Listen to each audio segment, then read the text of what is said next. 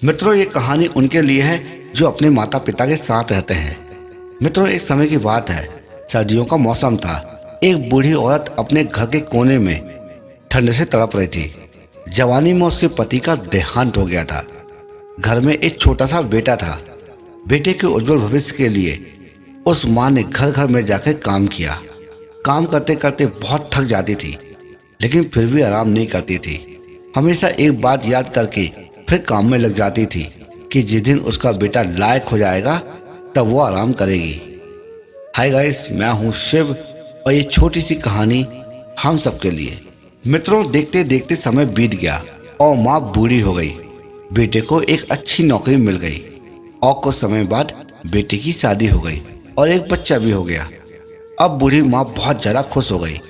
उसके जीवन का सबसे बड़ा सपना पूरा हो गया। उसका बेटा लायक हो गया।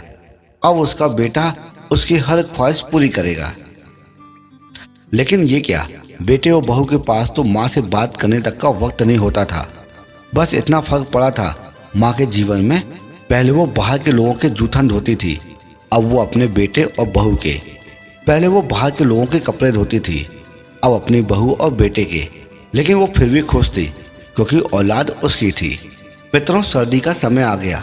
एक टूटी चारपाई पर घर के बिल्कुल बाहर वाले कमरे में एक फटे कंबल में सिमटकर माँ लेटी थी और सोच रहे थे कि आज बेटा आएगा तो उसे कहूंगी कि तेरी माँ को बहुत ठंड लगती है, एक नया कंबल लाके दे दे। शाम को बेटा घर आया तो माँ ने बोला, बेटा बहुत ठंड है और मुझे बहुत ठंड लगती है। और बात ठंड की नहीं है, मैं बहुत बूढ़ी हो गई हूँ ना, और मेरे शरीर में जान नहीं है। इस फटे कंबल में ठंड रुकती नहीं है। बेटा कल एक नया कंबल लाके दे दे। दोस्तों, बेटा गुस्से से बोला, इस महीने घर के राशन में और बच्चों के एडमिशन में बहुत खर्च हो गया है। पोते को स्कूल में एडमिशन कराना है, कुछ पैसे हैं, लेकिन इससे बच्चे का स्वेटर लाना है। तुम्हारी बहू के लिए एक शॉल लाना है। तुम तो घर में ही रहती हो, सहन कर सकती हो। हमें बाहर काम करने के लिए जाना होता है। सिर्फ 2 महीने की सर्दी निकाल लो, अगली सर्दी में देखेंगे। दोस्तों, बेटे की बात सुनकर माँ चुपचाप उस कंबल में सिमट कर सो गई। अगली सुबह देखा तो माँ इस दुनिया में नहीं रही।